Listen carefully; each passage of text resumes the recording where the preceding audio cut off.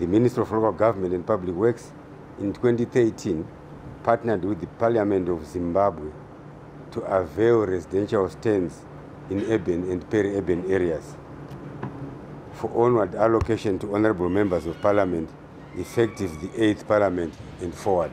To date, Parliament of Zimbabwe has been allocated the residential stands in Goromonzi, 188 in number, Bulawayo, 49, Chiredzi, 12, Kadoma, 9, and Beit Bridge, 5.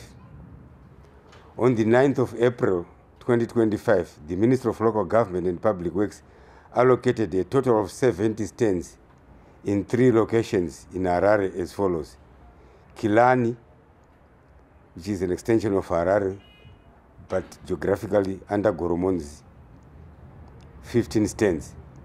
Penrose, Zimba East in the New City, 15 stands.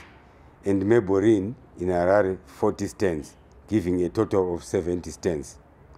In implementing this program, the government is fulfilling its commitment of enhancing the welfare of honorable members, as it is doing for war veterans, women, youth, and civil servants generally.